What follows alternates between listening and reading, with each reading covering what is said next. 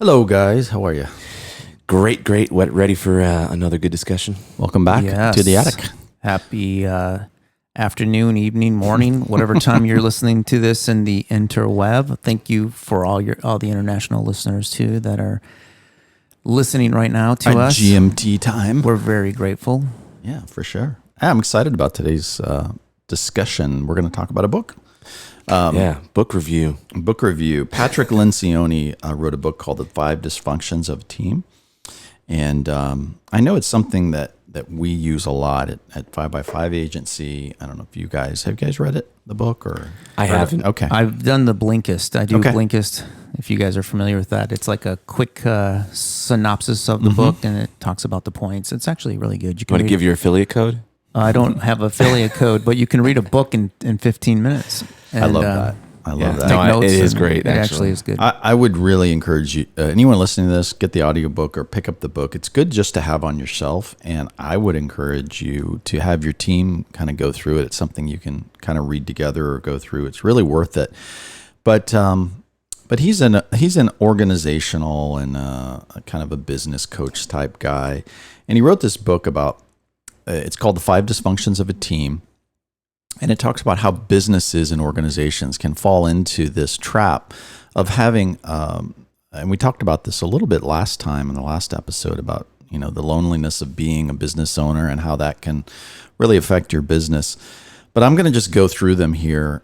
If you think of a triangle, kind of like the food pyramid illustration, it's broken up into 5 different things. And at the very bottom, say the foundation, he has trust, and then the next one up from there is conflict, and then commitment, and then accountability, and then results. So if you think about that as the foundations of a healthy environment, a healthy business, a healthy organization, you can't have those results, which is the very top, the top of the pyramid, without accountability underneath it, without commitment, without doing conflict well in your organization, and ultimately trust. Without trust, we've heard the old saying, there is no relationship without trust. And so the 5 dysfunctions of an organization, of a business, of a team, any team, fall into those 5 categories. So if we were to flip those to the opposite, the first one would be an absence of trust, fear of conflict, lack of commitment, avoidance of accountability, and attention to results. So let's just maybe spend this next half an hour or so talking about those, and maybe we can talk about personal experiences about those specifically. What one of those jumps out at you guys? To me, it's always the foundational one, which is the trust. I mean, that seems to hold up everything. Absolutely. It's the first. It's the bottom of the pyramid. What do you do to create trust inside of your team? Intentionally. I know that there is trust inside your team. I think sometimes it happens just unintentionally. I think being vulnerable might, and your employees know that you will speak truth to them, even if it's not fun and it's not the thing they want to hear. But if you feel vulnerable, it's just like any relationship. Like, you can kind of read somebody quickly. If you hang out with somebody long enough, you'll know whether or not what their trust levels are. And I think it's the same thing in business. And I think the key is vulnerability, but it's also the willingness to say to each other, no matter where you are in the organization, whether you're a owner, a partner, a leader, or you're an intern that just came in, being able to admit that you're wrong, that you made a mistake, that you didn't do it as well as you could. I think that type of vulnerability throughout an organization is what builds trust. If I have somebody that I look up to that's a leader that comes to me and says, I want to apologize for the way I spoke in that meeting earlier, and I don't think that was the right way. Or I made a mistake and I screwed up this report. It's real easy to push that off and not be vulnerable in that way. I would say too is is the ability to go to someone and say, hey, I know we worked together on this project. What could I have done better? Like, what could I have done better in that? To me, that builds trust, right? If I never do that, or I people see me mess up or just kind of cut a corner, but I never fess up to it, they're not going to trust me with that. So yeah, I think another way to build trust is to have some wins with your team so that they can trust your leadership. Yes. Like, so that, because there's trusting your character, and then there's trusting your competence. Your competence. And I think a lot of times in the past, I've had people that work for me, I can tell they don't trust what my decision was or a certain thing. And then in the end, I've noticed that, oh man, this actually worked out better. And then you earn that trust. So sometimes that has to be earned. You have to go through some things with your team to be able to see that they trust your leadership. Because I know it's, and it's really tough sometimes, because as a leader, you don't even trust your own instincts sometimes. You're like, you got two things you have to make a decision on, and you're like, okay, I think this is the best based on my and everything that I decided. But I think so. The competence is key. I think if your team doesn't feel like you're competent, I think you're always going to struggle. Yeah, and you may be self-conscious about that, because a lot of people feel like they're imposters. That imposter syndrome, like you're not competent anyway. But I do think you do have to. You never know, but you need to have a confident leader. Your leadership has to be with confidence, right? And with competence. And that requires reading and learning and mentorship and coaching and all these different things that help to get there too, I would say. I don't think, just your own competence doesn't just come naturally necessarily, especially in decision-making. A lot of times it takes work. It takes education. It takes you as a leader trying to find that. That's good. That's good. The next one is the next dysfunction is the fear of conflict. Teams that are lacking. That is an interesting one. I wasn't expecting that when you read it off. So let's get into that. Yeah. Well, he says teams that are lacking on trust are incapable of engaging in unfiltered, passionate debate about key issues, causing situations where team conflict can easily turn into veiled discussions and back-channel comments. In a work setting where team members do not openly air their opinions, inferior decisions are the result. I don't think you're very open and willing to talk about and have conflict, I think. I mean, I think that's your culture, your background, your personality. But there's certain personalities and cultures I hate conflict. I hate exactly. It. And I think Ken loves it. No. And that's the secretly challenge. I hate it. Do you really? I don't like it. Okay. I've talked about, because I'm an 8. Enneagram people. The 8 seems to get a bad rap, but I'm just looking for a fight. And when I read Ian Cron's book, he, like, I don't know, as I'm reading it, I'm like, he hates 8s, doesn't he? Because it was nothing good about it. I'm giving him a hard time. There's a lot good about 8. He's Bob's friend, but I would say what I've learned about that type is I don't like conflict, but I think there's some people that do. I know some people that like conflict and they just want to fight. I will have it for the You're not afraid for the of greater it. good. Yeah, that is yes. You do it for the protection and the good of people. That I believe that serving. in order to get to the oftentimes in order to get to the result, and result not being a metric, but to get through something, it requires hard discussions, and I don't think those are fun. And I think that actually is draining at times. Sure, but I don't think anybody. But I believe that that's important. I don't think anyone should look for conflict. No, I like competition. That's fun. Like I Sure. kind of like when it's like not angry conflict. Like that's fun for me. I feel that maybe this conflict isn't about what we're talking about 100%. It's about the ability, the freedom for your employees to feel like they can bring up something without feeling like they're inferior or Or to even challenge you and as a leader. challenge you, yeah. Like, you don't challenge me. Like, so I think it's building a culture that allows people, when there is conflict, to be able to voice it in a positive way and be open to listening to it, knowing and not come at it in a very arrogant way. Like, we don't care about you. You don't know what you're talking about. You're a youngster. You don't know. You haven't been around the block long enough. Trust me. This is the way we're going to do it. Versus, Bob, that's interesting. You have a very interesting perspective. Let's talk about it. Let me share with me what you're thinking, because maybe there's something to this. If you feel this way, then maybe there's something there. And I think too, the key here, one of the points he made was, he said passionate. Be willing to be passionate and hold to whatever opinion that you may have that you believe in, and providing an environment for people to say, I really don't think that's right, or I totally disagree.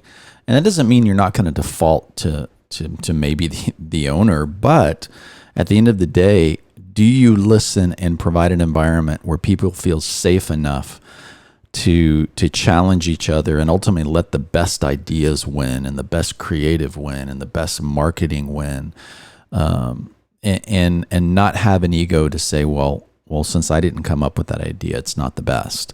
So I think healthy conflict, and be willing to confront your employees, or they confront you, without fear of them feeling like, oh, he must hate me and I'm going to get fired. I think that is a challenge sometimes, though, because sure. I think that was that one of all the ones you listed, and we can go through the rest, but like that seems like one of the hardest ones. It's a little bit of a tightrope, right? Because when you have conflict, you've got egos involved inherently. Yeah. Some people more so than others. Now, hopefully, your team is humble, but you still have this when you get passionate, that might hurt somebody else. But you realize this is built on trust. Yes. Yeah. So if it's built on trust, if I trust you and I know I can bring this to you, that you're not going to belittle me because of it, or not appreciate my intellect, then that already kind of lays the foundation to a really great discussion and respect for both parties. So. And not to oversimplify this, but in any relationship, say with your partner or significant other, if you don't trust each other enough to argue, to fight, and to have passionate disagreements, if you don't have that in your relationship, I would argue you have a very dysfunctional, unhealthy relationship. There is stuff bubbling underneath that is going to explode one day, because you fear that conflict, or you don't. And it doesn't mean that you're, at each other's throat. It just means that you have healthy conflict, and you respect each other and trust each other enough to do that. One of the things that I think helps here is knowing the personalities of the people on your team, and doing the DISC or Enneagram or those kind of things, because like we just talked about, it will help you. I find that so on our team we have a lot of, in the DISC profile, a lot of S, which is stability, I think. But S's don't like to rock the boat. They like to make sure everything's kind of stable. And then there's so you actually have to pull out. There, like you have to it's not enough just to say, hey, do you agree or disagree with this? It's like, they may be like, no, I agree. They're too agreeable. Sure, I agree. So no, you don't. Does that bother you because you feel like you're not getting the heart and passion out of them? No, what I'm saying is I feel like with certain personalities, you actually have to really open up the safe space to be able to have disagreements. I think that's modeling too. I think a lot of these things we're talking about is, as leaders or as managers, if you can get this and then be conscious enough to model it and let your staff see partners disagreeing, and let managers, see disagreeing, and what the results of, there's a positive outcome to that. Like you're going to be humble enough to take that, or admit when you're wrong and say, you know what, you're right, I was wrong. I think when people can see the reward for participating in that, I think they're going to be much more encouraged, even if their personality is not to do it, to go, oh, there's not a downside to this. Yeah, all I'm saying is I think you're right. I mean, sometimes it's not just enough to say, hey, let's discuss this. You might actually have to pull out what do you really feel about this kind of thing out of some people, because they're less likely to kind of engage in that. Yeah. One way to start that, I'm sorry, I didn't mean to interrupt go ahead. you. One way to start that I've learned is, and it's a simple thing, vulnerability always breeds vulnerability. If you can start that and let them see, like, just pull back and just bare your soul, you'll find that many times, even those super shy, non-combatant people will begin to open up too. Mm-hmm. Yeah, that's good. I really like the conflict part of it, because I feel like people, when they do have a little bit of conflict, they're thinking and they're really examining and kind of being a little bit critical of things, and I like that at times, and there's some of those folks, like you said, where they're like the ass in the disc, where you have to literally, like, what do you like? You can't get their strong opinions. Like, they like whatever you want. You know what I mean? They're there to kind of not rock the boat. And there's other people that, when you open that up, it's like open up a Pandora box. It's like they start getting to the point where they're like, I'm going to really share my opinion every second of the day, and there's there's more conflict, and so you just got to kind of walk that fine line of creating a culture where there's, And I don't mean to keep digging into this one, but I do think it is. There's more. It's more challenging than what you might appear on the surface, because the other side of it, I would say, is you have to be a strong and aware and wise leader to then have that healthy conflict and discussion, maybe about a decision that has been made, and then ultimately make the decision without it being, because someone, is going to disagree. Right. Yeah. And you have to win that person over, or do your best. You have to do it with certain guidance. It can't just be like, well, I'm the boss and I get to, and I say this, right? So, but ultimately someone has to make the decision, and it is you. Yeah. So that takes a certain amount of awareness. So the next one is, if you think of the pyramid, is commitment. Before we get to results, is commitment. And a lack of commitment. Without conflict, it's difficult for team members to commit to decisions, creating an environment where ambiguity prevails. Lack of direction and commitment can make employees, particularly star employees, disgruntled. So interesting. So that's kind of a segue of what I just said into getting buy-in, right? Is that what they're saying? There's buy-in and commitment to the organization, to the idea, to the company, whatever it may be, because they don't feel personally connected in any way. In other words, I can't really, I don't trust people that are here. I don't feel safe enough to really say that when I disagree with situations. So therefore, it's a paycheck for me. I'm just coming in and doing my job. I don't see this part of a family or a organism that I'm a participant in. Yeah, and I think at that point they check out. And that's when you really just get like you said, an employee that's going to come in every day. They don't feel like they're valued. They don't feel like their voice is valued. And that's challenging, because there can be some great employees who get there. And if that happens, you might not be able to get them back. And that's the challenge. Right. Yeah, for sure. Do you, in order to get that commitment, because let's say you disagree with, I'm just playing this out in a scenario, right? You have trust, and you have the healthy conflict, and you're the person that disagrees, or maybe it wouldn't be your decision what the decision's made if it was just you. If you have trust, you can still have commitment on that, because there's the trust in the leadership and the team and what we're doing. But if you don't have, so that's the difference maker? I think the difference maker is what they said is, without conflict, it's difficult for team members to commit to decisions. In other words, if I can't be all in something if I haven't at least voiced and aired my opinion on it. Yes, like, and I'm saying if you don't trust the people, then you're out, though, at that point. Yeah, of course. So. Yeah, it's good. The next one is accountability. We're getting closer there. Avoidance of accountability. When teams don't commit to a clear plan of action, even the most focused and driven individuals hesitate to call their peers on actions and behaviors that may seem counterproductive to the overall good of the team. So it's real. This is where we get into the real hard part, meaning I'm not going to be accountable. You're not going to be accountable. my boss or the owners don't model accountability. So therefore, Yeah.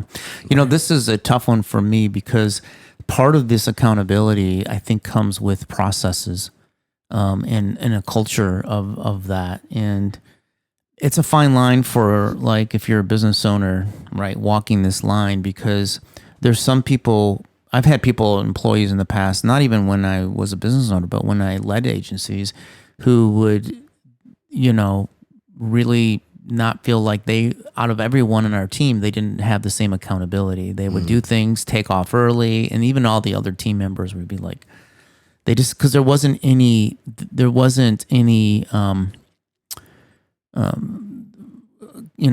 didn't have any, they realized at that point they could get away with a lot, and there wasn't anything, long as they got their job done, and they always had an excuse of, like, well, I did this, or I got that done, or I was able to do that. Why do I have to, and so anyways, that's a hard one. One of the things that we've done that helps accountability, it's not the sole purpose of this, but I've talked about this daily stand up in the morning that we do, and it's where everyone comes having thought through what their day's going to look like and what they're going to accomplish, and it being part of the whole of what we're trying to do.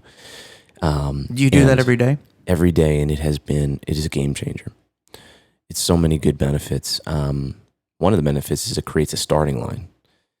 So I always look at things like a team and a game in sports, right? And so, not having a starting line is something a lot of businesses don't have. I mean, meaning, what if, it was, the Super Bowl, and, the coach just said, hey, game starts at 7 p.m. Be on the field at 7 p.m. ready to play. Like that, they're not organized. They're not all in different mind frames. So that's not like, there's no starting line. Like, no, they're there a certain amount of time before, they're huddling up, they're getting in sync and those kind of things. So I looked at it in business. I'm like, you can, let's say 9 a.m. is your start time. When people this is not even a bad thing, but people just get there by 9 a.m. and just start working. There's no organization, there's no synchronization, there's no real starting line, the race starts now kind of thing. What stand-up does, one of those things does that. It gets you all on the same page, synchronized, and then it's like, go, right? It's time to go. But it creates accountability. If you have, when we have our stand-ups, like if you have, we post them, everyone posts their list every day, and then we talk through them. So it's a record of it, and it's not used negatively or like as surveillance over anyone, but there's a certain amount of like personal responsibility to make sure that list is not the same every day. It's not like the same 3 things are on your list every day. It's not really, you're not really producing or something's going on, right? So there's that accountability that happens in the team. And I often find that when someone needs to be let go, usually the decision is not mine.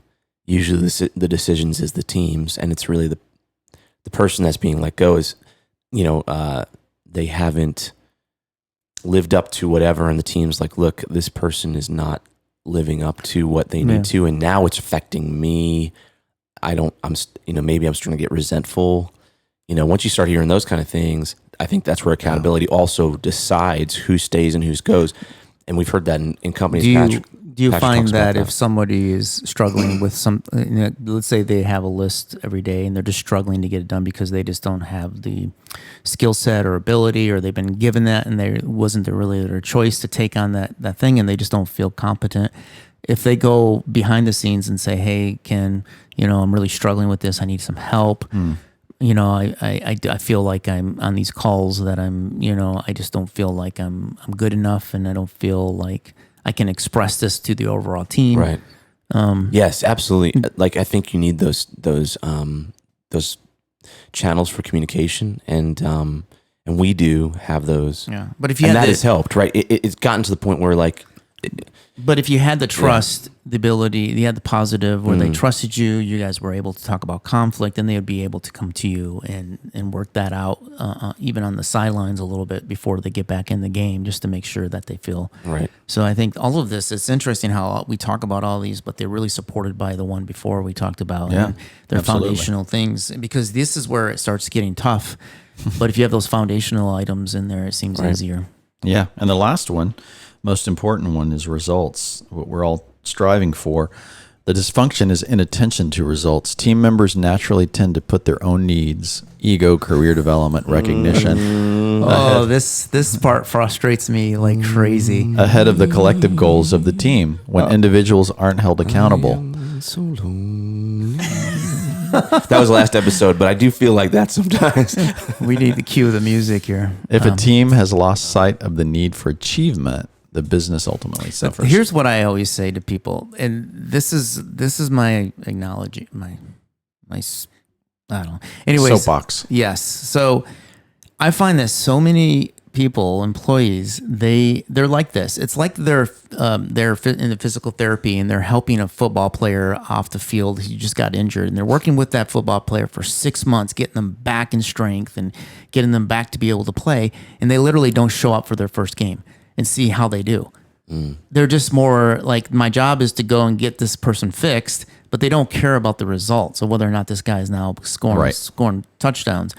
And I find that for me, it's all about the touchdown. It's like my goal is to get that person back on their feet to score that touchdown.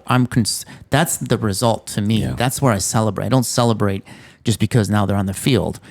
And I find that a lot of employees tend to think like that, and I don't know why sometimes. You try to inspire them to say, okay, and maybe it's just we don't paint a good enough picture of what we're really trying to do.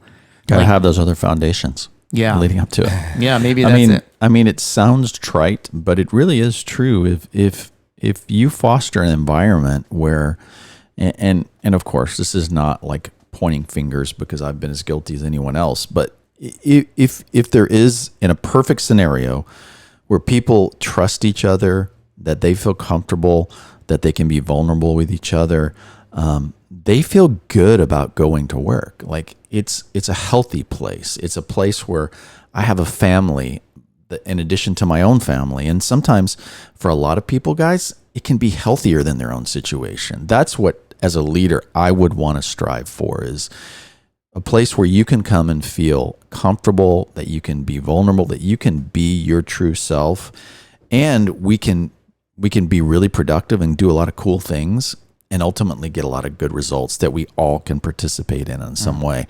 And that's harder with smaller teams, but as your team grows, but you can still do it with, and hopefully if you have healthy relationships, whether it's friendships or marriages or partnerships, you have moments and times and periods where you experience that just with two people.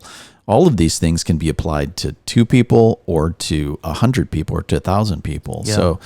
So it really does foster an environment where I think people will care about the results because they see it as, and while they may not own it financially, they own it in other ways. They own it emotionally. They own it collectively. They own it as a family, a team, whatever it may be. I think there was just something in that paragraph, though, that I do think is can be a challenge if not intentionally fostered, which is caring about results, or the I don't want to say this wrongly, but I don't know, I can't remember how it was said, but like effectively caring about the global results of what you're doing more than your personal needs. I think it said something like that. That is a challenge. It's a challenge for everybody. I think that's more of a challenge for people who are not in the leadership position, or it can be. And I don't think that's necessarily because they're intentionally doing that. Mm-hmm. But I do think that can be a challenge to inspire. I do find that not a lot of times, everyone's personal situation typically clouds out everything else. Mm-hmm. So if you're really in pain, it clouds out everything else. Sure. And I think that one of the challenges at times in running a team is dealing with that misalignment when people are like, "Hey, this is what's going on." It's like, okay, we also have to think about how this is, how does this relate to what we're doing? Because we can't just solve, and this may come in the form of, "Hey, I would like a raise," Right. because it's like, cool, me too. How do we get that? I'm not being a jerk. I'm saying, like, truthfully, like, the way we get a raise is by adding more value. And so the pain is, I want more money. And I think we have to, as human beings in a business, anyone, we do this for clients.